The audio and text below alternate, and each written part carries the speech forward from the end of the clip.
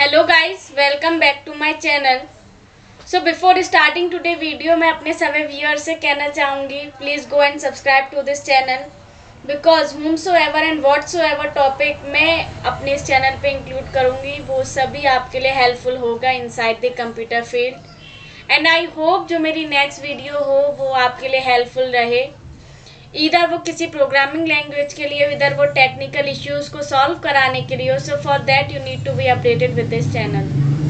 Today we are going to discuss our new topic and आज हम डिस्कस करने जा रहे हैं our computer code in HTML कि जो एक नॉर्मल प्रोग्रामर एक जो कोडिंग करता है, लाइक हम जावा में करते हैं, लाइक हम सी में करते हैं, तो हम उस कोडिंग को सिमिलरली कैसे उसका जो हम कंसोल पे कमांड प्रोवाइड कराते हैं वो हम कैसे HTML के वेब पेज पे इंक्लूड करा सकते हैं। So let's start.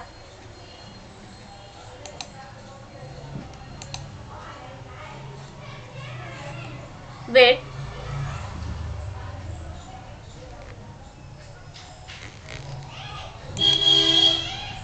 आज हम बात कर रहे हैं अपने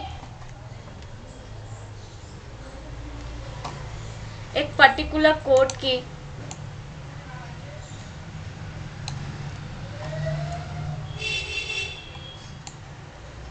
एंड ये जो कोड है आई होप आपके लिए हेल्पफुल रहेगा। एंड प्लीज़ इस कोड को एक बार आप पूरा अच्छे से डिटेल में देखिएगा। So this is what the code is.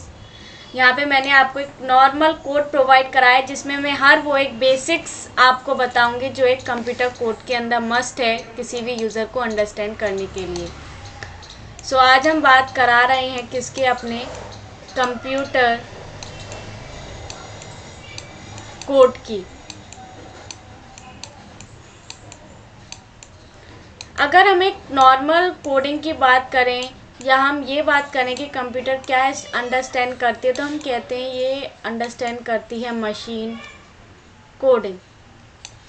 Normal thing है मशीन कोडिंग या मशीन लैंग्वेज जो हम कहते हैं, जो कि होती है हमारी बाइनरी फॉर्मेट में। एंड ये जो बाइनरी होती है कंटेन क्या करती है, हमारे ज़ीरोज़ एंड वंस को। ज़ीरोज़ का मीन्स होता है यहाँ पे क्लोज एंड वंस का यहाँ पे मीन्स होता है ओपन।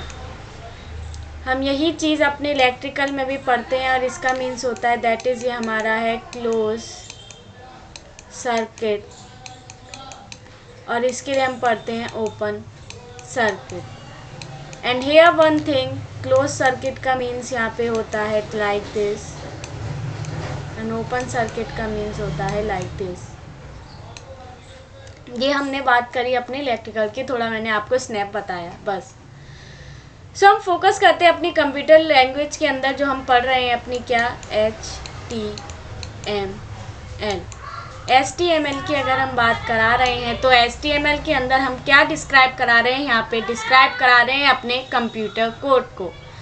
एंड ये जो पर्टिकुलर पूरा मैंने कंप्यूटर कोड प्रोवाइड कराया है, आई होप ये आपके लिए नेसेसरी हो जो भी हम अब इस वीडियो के अंदर आगे डिस्कस करने जा रहे हैं inside a computer code topic. मैं आपको एक बात और बता दूं, मैं हर एक टॉपिक को क्लियर वर्डिंग में पहले भी बता चुकी हूँ अपने टेक्स्ट वीडियो में। मैं हर एक वीडियो को इम्प्लीमेंट करा के आपको दिखा भी रही हूँ। सो फॉर दैट अगर आपको ये वीडियो अच्छी लगे so like to this video.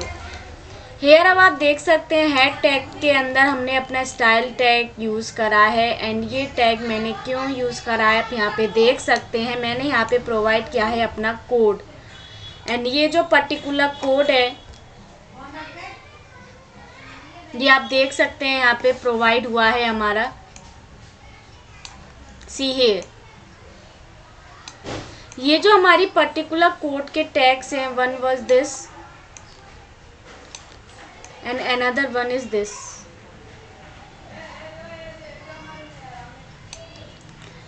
सो ये जो कोड है इसकी आप देख सकते हैं हमने इसकी स्टाइलिंग प्रोवाइड करी है, font family, colour, background colour, padding and font size. And ये बात मुझे आपको बताने की ज़रूरत नहीं है कि हमने ये कैसे कंटेन करा है बिकॉज प्रीवियस वीडियो में मैं ये ऑलरेडी डिस्कस कर चुकी हूँ। और ये जो कोड है सिंस हम CSS के अंदर यूज़ कराते हैं अपने CSS एंड CSS के अंदर मेन पार्ट रहता है हमारी जावा स्क्रिप्ट का। जावा स्क्रिप्ट की तरह हम अपने कोड को एनक्लोज कराते हैं इनसाइड CSS, एंड ये सब मैं ऑलरेडी डिस्कस कर चुकी हूँ अपने प्रीवियस वीडियोस के अंदर। सो यहाँ पे हम बात करा रहे हैं अब हम बात करते हैं अपने कोड टैग की। अगर मैं यहाँ पे आपसे कोड टैग कहूँ, कोड का आप मीन्स यहाँ पे क्या समझते हैं? लाइक हम अपना सी का अगर कोड की बात करते हैं तो हम क्या प्रोवाइड कराते हैं? सी की कोड की बात करें तो हम प्रोवाइड कराएंगे hash include inside bracket stdio.h, that is हम एक स्टैंडर्ड लाइब्रेरी को इंपोर्ट कराते हैं। देन मेन फंक्शन के अंदर हम एक ब्लॉक ऑफ स्टेटमेंट प्रोवाइड कराते हैं इनसाइड पैरेंथेसिस, इजंट इट? अगर मैं यहाँ पे प्रोवाइड कराती हूँ प्रिंट एफ एंड यहाँ पे हम प्रोवाइड कराएं हेलो वर्ल्ड,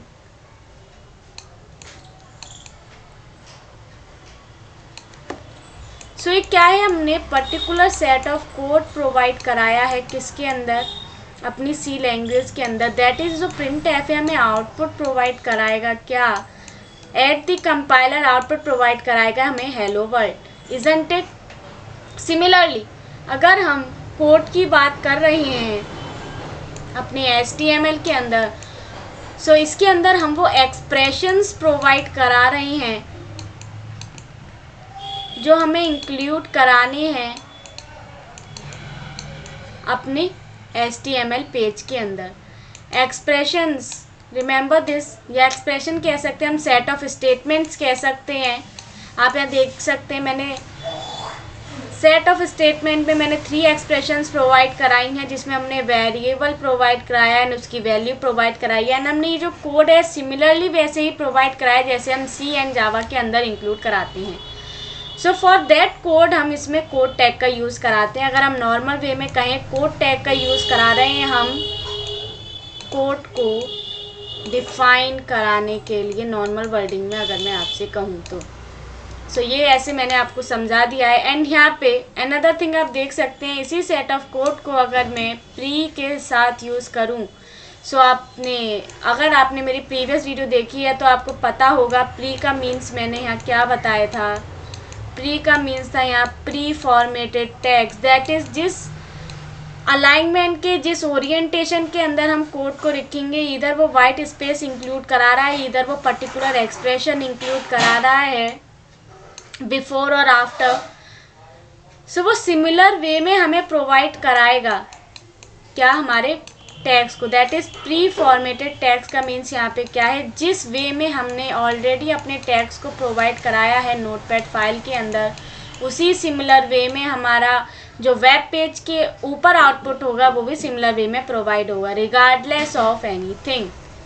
नेक्स्ट, अब हम बात करा रहे हैं यहाँ पे VAR। VAR का मीन्स यहाँ पे क्या है? VAR को मैंने प्रीवियस वीडियो में ऑलरेडी डिस्कस कर चुकी हूँ। VAR की अगर हम बात करा रहे हैं, VAR का मीन्स यहाँ पे है variable defining. Variable defining, for example, weight, see यहाँ पे अगर मैं एग्जाम्पल लूँ, like having a triangle, this is our x, this is our y and this is our z। Formula अगर हमें एरिया ऑफ ट्राइंगल निकालना है तो वो क्या होता है? Half into base into height, isn't it? अगर मैं यहाँ पे बेस की बात करूँ तो बेस है यहाँ पे हमारा y, हाइट क्या है हमारी? यहाँ पे हाइट है हमारी x और इंटू हमारा हाफ। सो ये जो y एंड x क्या है? हमने एक पर्टिकुलर वेरिएबल डिफाइन कराए हैं अपने बेस एंड हाइट को। अगर हम कहते हैं, अगर हम पूरा बेस लिखते हैं फॉर्मूले के अंदर, सो ये टाइम कंज्यूमिंग होगा, कॉम्प्लेक्स रहेगा हमारा जो एक्सप्रेशन है रीड आउट करने के लिए फ्रॉम द यूजर्स। तो आप देखते होंगे हम गिवन में ऑलरेडी प्रोवाइड कराते हैं, given base is equals to x is equals to 5 metre. So ये जो हमारा x है ये वर्क करता है एज अ वेरिएबल ताकि इजी टू यूज़ रहे हमारे आगे के कोड के अंदर। सिमिलरली अब आप यहाँ पे देख सकते हैं पैराग्राफ के अंदर वेरिएबल टैग का यूज़ यहाँ पे यही है कि वो वेरिएबल की डिफाइनिंग करे। सो आई होप ये आपको समझ में आया हो कि क्या है हमारा variable tag. Next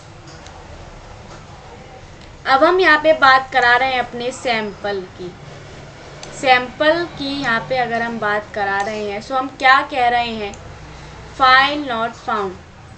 that is अगर हमने पर्टिकुलर सेट ऑफ स्टेटमेंट लिखा है, वो सेट ऑफ स्टेटमेंट कंप्यूटर के अंदर प्रोवाइडेड नहीं है, यहाँ पे हमारा शो क्या होगा, file not found. File not found के अंदर हमने ब्रेक स्टेटमेंट का यूज़ करके यहाँ लिखा है press F1 and continue. Then यहाँ पे आप देख सकते हैं हमने सैम्पल टैग का यूज़ करा है। सैम्पल का मीन्स यहाँ पे क्या है, अगर मैं बात करूँ सैम्पल नॉर्मल लाइफ में अगर हम बात करते हैं हमारी डिफरेंट बुकलेट्स होती हैं जिसके अंदर से लाइक हम कहते हैं हमारे पास NCERT बुक्स हैं।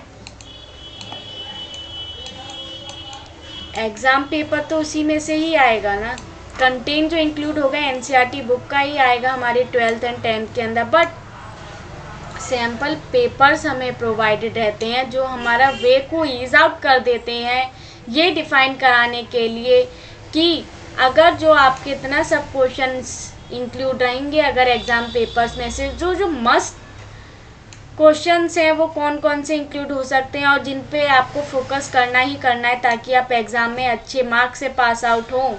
सो वो यूज़ कराते हैं हम अपने सैम्पल पेपर को। Similarly the way sample use हमने यहाँ पे टैग को क्या है, तो सैम्पल टैग का मीन्स भी यहाँ पे यही है कि एक पर्टिकुलर सैम्पल प्रोवाइड करा रहा है हमारे एक सेट ऑफ स्टेटमेंट को कि अगर फाइल नॉट फाउंड है तो प्रेस करना है हमें F1 to continue. This is just an statement, इसका कोई यूज़ नहीं है, कोई रोल नहीं है। अगर आप F1 की को प्रेस करेंगे तो ये कंटिन्यू पे नहीं जाएगा, बट इट्स अ टैग की डिफाइनिंग जो मैं आपसे डिस्कस कर रही हूँ। So please look at that. Next is KBD। This is I have already discussed in previous video. KBD की अगर हम बात करा रहे हैं सो आप यहाँ पे देख सकते हैं हमने लिखा है Ctrl+AS। KBD का मीन्स यहाँ पे क्या है, दैट इज की बोर्ड आउटपुट। अगर मैं आपसे नॉर्मल वे में कहूँ कि अगर आपको कॉपी करना है फाइल को सो आप क्या प्रेस करेंगे, फॉर कॉपी आप प्रेस करेंगे Ctrl+C। अब ये जो Ctrl+C है ऑब्वियस सी बात है आप माउस से तो प्रेस नहीं करेंगे या माउस से तो टाइप करके आपका कुछ होने नहीं वाला है। सिंस हम यहाँ पे यूज़ क्या करेंगे, यूज़ करेंगे हम यहाँ पे कीबोर्ड का यूज़ करते ही जैसे ही हम Ctrl+C दबाएंगे जो हमारा सिलेक्टेड कंटेंट है वो हमारा कॉपी हो जाएगा एंड हम उसे जिस फोल्डर में सेव करते हैं उस फोल्डर में सेव हो सकता है। हेयर सिमिलरली KBD टैग का मीन सिर्फ यहाँ पे ये है जितने भी कीबोर्ड के अंदर शॉर्टकट कीज आती हैं उन सबको हम अलग वे से डिफाइन कर सकते हैं या हम इसे नॉर्मल पैराग्राफ के अंदर भी लिख सकते थे, बट फॉर सम फंक्शनिंग हम इसको Ctrl+S यहाँ पे अलग से प्रोवाइड करा रहे हैं। अगर मैं आपसे कहूँ आपको ये माउस से ही क्लिक कराना है Ctrl+C तो आप या वो नॉर्मल कॉपी पेस्ट करा सकते हैं। बस आपको अगर मैं कहूँ प्रेस करानी है वो पर्टिकुलर की तो कीबोर्ड से ही प्रेस होगी ना। तो सिमिलरली Ctrl+S की डिफाइनिंग के लिए या जितने भी हमारे कीबोर्ड की शॉर्टकट कीज हैं उन सभी को डिफाइन करने के लिए हमने KBD टैग का यूज़ करा है। सो आई होप आपको पैराग्राफ के अंदर इंक्लूड जितने भी टैग्स थे हमारे कंप्यूटर कोड के अंदर वो समझ में आए हो। And if you like the video so please go and like the video and subscribe to this channel and please keep watching. Thank you so much. Have a nice day.